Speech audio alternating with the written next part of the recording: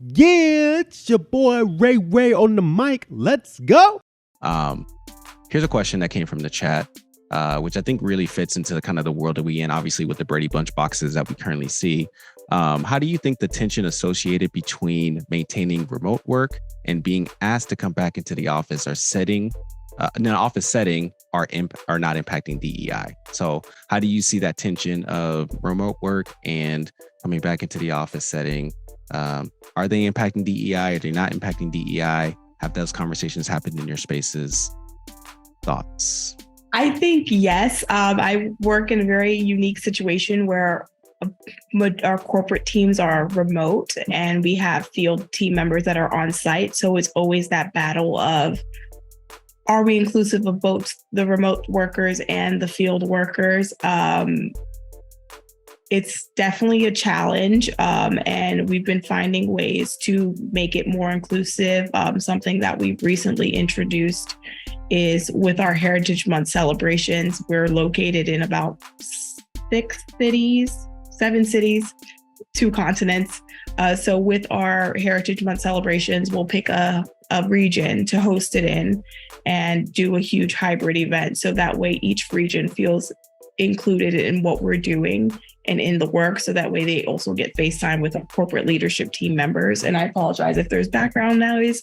My cat is running amok in my apartment right now. Awesome. Thank you for sharing that. I would just say that, so Chantel kind of said a lot of so in construction, we have people who never left the field. You cannot build things without being in person. So even saying come back to work is offensive to them because they never left work. Maybe they got laid off for a couple of weeks when we were like at the beginning of COVID trying to figure it out.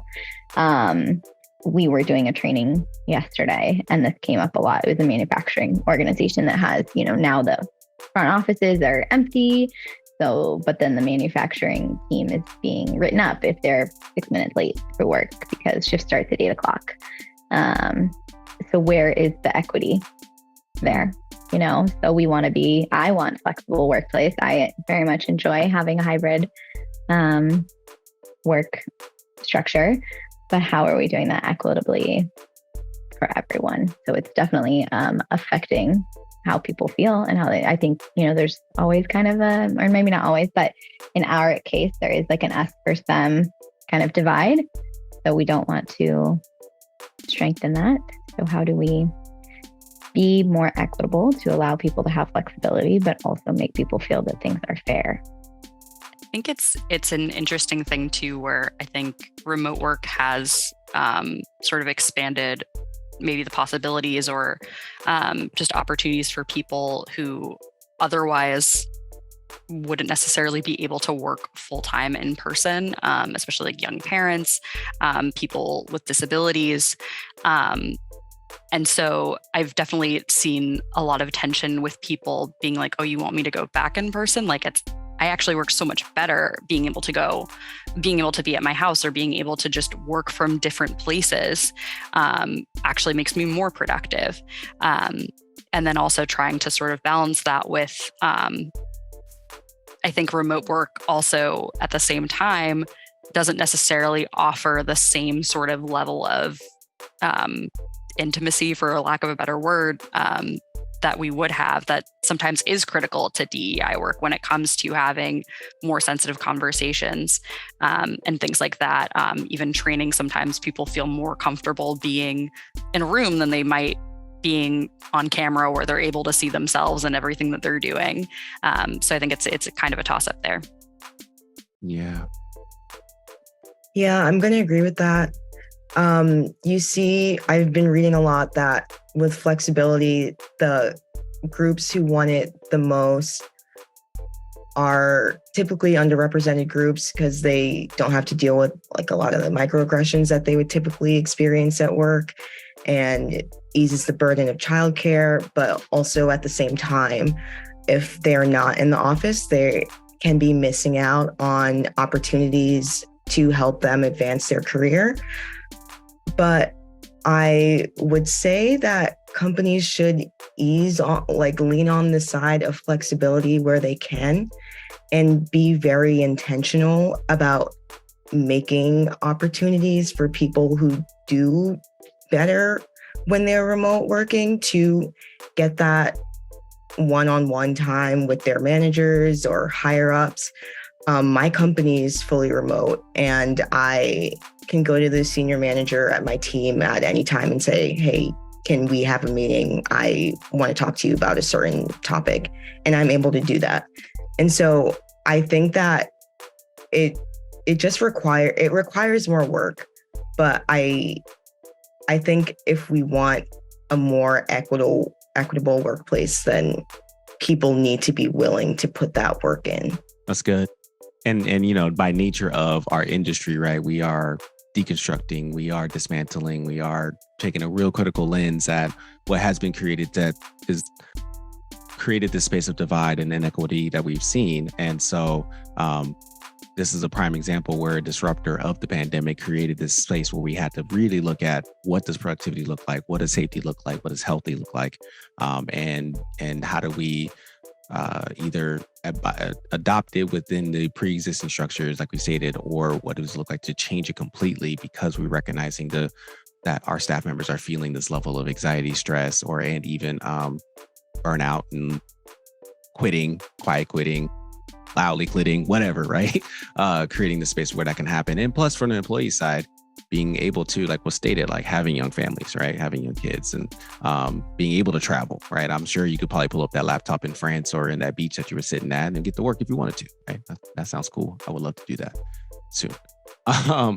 A couple more, we'll have a few more minutes here. Again, then there'll be an opportunity where we'll do some Q&A. But I think one thing I would love to have all of us to share essentially is, do you see anything in this space that is not being talked about that we should talk about?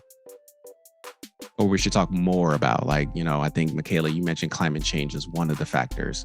Not to put you on the spot to see if you want to keep talking about that, but if there are other entities out there that's like, we're really not talking about this within our space.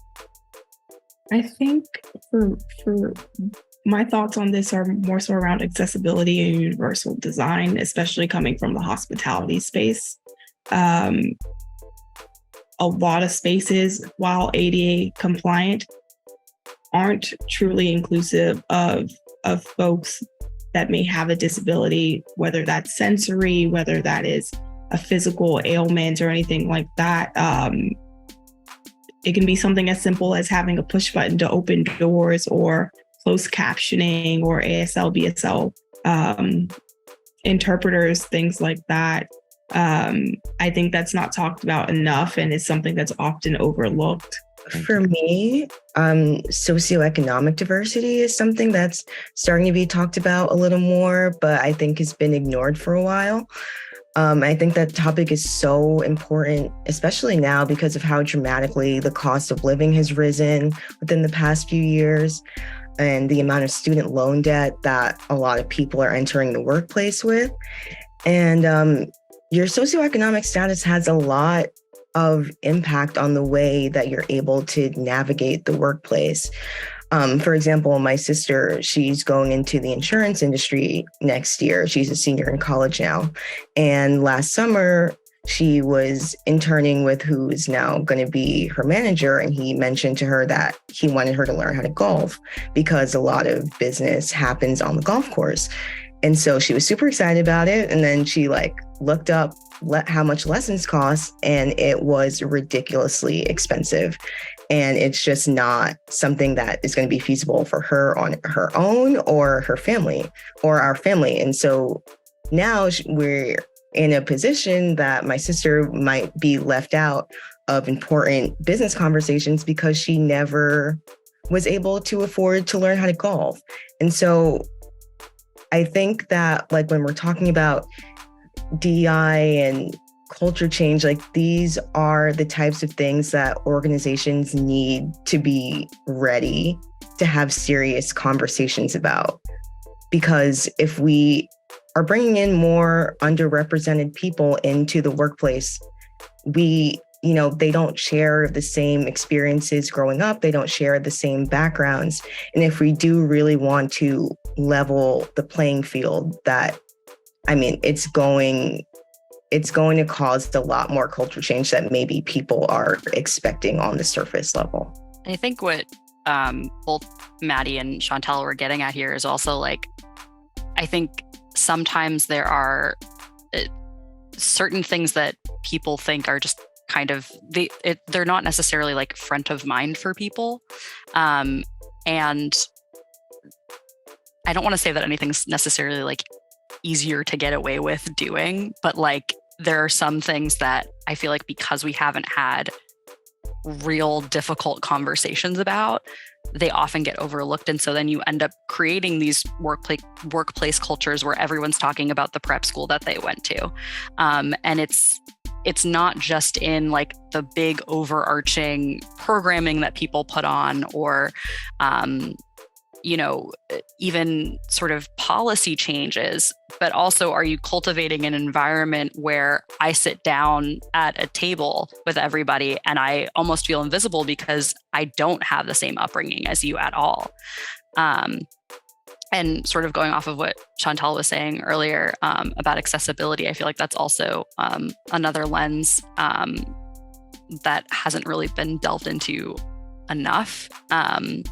Especially because I think sometimes there are certain attitudes around people with disabilities that it's like, oh, well, you don't this isn't a thing that people understand that people will need. And so if people see it sort of as a nice to have, the same with DEI, they're not going to see it as a necessity when they don't understand that it may not be a life or death situation, but it may be a necessity for that person to be able to thrive in that workplace.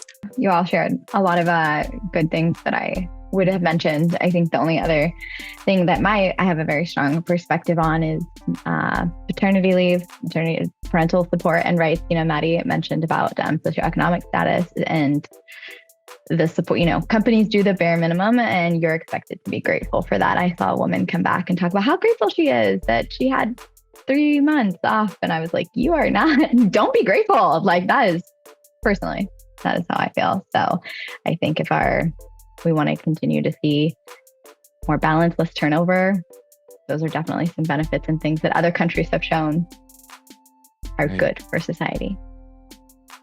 Yeah, there has to be a level of, and again, that back to that critiquing perspective and us having the ability to come to the table and critique these messages, metrics, perspectives, what have you, that are creating these barriers, and be okay with opening the door to say, okay, like other countries are doing a little bit better. What can we do better here, right? How do we make that change as well, for the sake of our employees to thrive, for the sake of ourselves to thrive? We're gonna close. We're slowly landing the plane here, and I wanted to encourage you all to stick around after we get to the wrap up of all this, because we do have an after show as well. So there'll be a more opportunity for those who are able to stay to get your questions answered by these phenomenal panelists to talk through what you see, what you think, and just make that engagement as well. So that will happen when we get to the top of the hour. But one of the last question I want to share with our panelists here, and thank you all for sharing and giving your insight on this, is essentially the future. Right? If we are the future, there's going to be a future after us too, right? So what do you think, or what do you see the future of DEI looking like? Like, what does that look like for you? What do you think? What do you think DEI will look like down the road in the next generation? It's unfathomable, fathomable language words. It's hard to imagine that, it's hard to give a good answer. I think just being a little transparent, the current political climate and state of the country makes it, I don't want to say like depressing, but it seems like there's been a lot of backtracking. So I hope that our generation will get to a point where we're like, enough, and we make some serious change in our companies and in the country. So it's tough to say. I was on a call a while back, and I wish that I could remember who it was to give them credit. But they had said that in their future state, the CHRO would report to the CDO, and that diversity would be the forefront of the human resources, or maybe even more of the organizations that we would, we talk a lot about behavioral changes that we need to make, unconscious bias, et cetera. But are we changing the systems that we have in place? Are we writing our policies? Are we looking at our benefits to see that they support people with different needs? different things like that. I think one of the things that always drives me in DEI work is that we're seeing a trend with each generation. And that's not to say that, change just happens because, we're existing here or something, but generations are getting more and more diverse as we go, not just in terms of race and ethnicity, but we're also seeing a trend also in, I would assume with the accessibility that social media offers, more people are identifying as part of the LGBTQ community. And so I would hope that because of that, we would have a larger incentive and understand that this is an investment for the future, because this is going to affect more people overall as we move forward.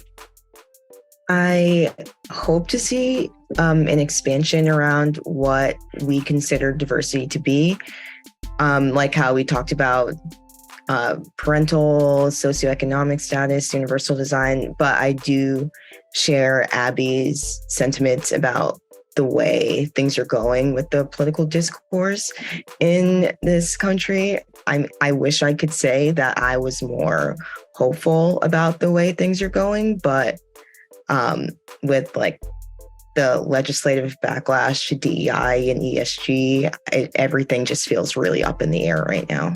I would echo the same sentiments as Abby and Madison. Adding with that, I would hope to see that organizations move forward with leading with equity first and not drilling down as far as like the diversity representation. I feel like a lot of companies get stuck in that we have to diversify our workforce. We have to have representation in XYZ. And I think if you have that equity piece, the other two will come. I hope there are no CDOs in the future. I hope there will be no chief diversity officers. I think one of the opportunities that what we are hoping to usher in, and I think we're bringing that a little bit with our generation identity, is that we bring it. It's part of who we are. Like we already step into the space with this perspective, and whatever position we take, CEO, chief marketing, CHRO, whatever, it's all like you kind of what you said, Chantel, we're leading with equity already. So while, yes, we can have forums, we can have communities and groups that we could talk about these concepts, but like the position itself is embedded with who we are and what we do. And who knows, right? Like that tomorrow can change, right? And again, we talk about political landscapes, all the things, those things can change. But what would it look like, again, doubling down on that, if we already were leading with equity, would we need a chief diversity officer? I don't know, but we can always dream. We can always look to the clouds and hope for a better future. And plus be on boots on the ground and actually do the work necessary to make that happen for a brighter future. I really want to thank you all for taking the time to share your expertise and hopping on and talking through this.